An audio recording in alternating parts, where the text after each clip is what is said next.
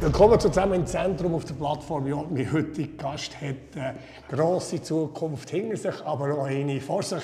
Das sind seine Worte. Er ist quasi mein Alltagspoet. Es gibt Leute, die sagen, einer der besten Texter, wenn es um Mundart-Songs geht. Einer, der wisst ihr. Lauenensee. Er ist jetzt nicht vom Lauenensee gekommen, sondern vom Bielersee. Willkommen, Schöre Schorsch Müller. Danke für die Einladung. Schorsch hat er noch nie gesagt. Wer sagt euch Schorsch? Meine Mutter, eine Selige, hat das gesagt. Ja. Aber sonst sagt Auf dem niemand Amt? Dort ist sogar Georg.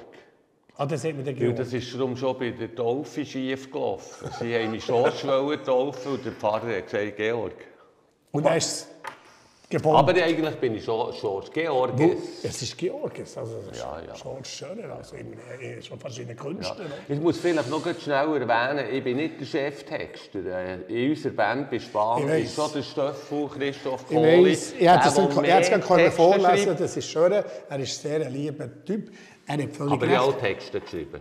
Und der vom Lauenensee? Der, ja. Ja, ich habe vom Lauenensee geredet. Ich habe jetzt den übergeleitet, langsam. Ja, das ist schon verstanden.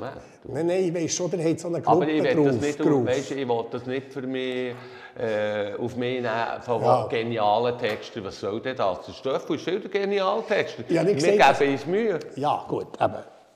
Meine Liebe, es geht um Spahn. Das ist die Band, die immer so ein bisschen Krachen gehauen hat. Zwei Brüderpaare, jetzt ist einer endgültig ausgestiegen. Müllers und Collis. Jawohl. Und das ist ja, also ich begleite euch seit über 50 Jahren. Übrigens, 50 Jahre Spahn gibt es. Wegen dem hocken wir hier zu einem Special zusammen mit dem Schorsch Schöre Müller. Sag doch jetzt einfach.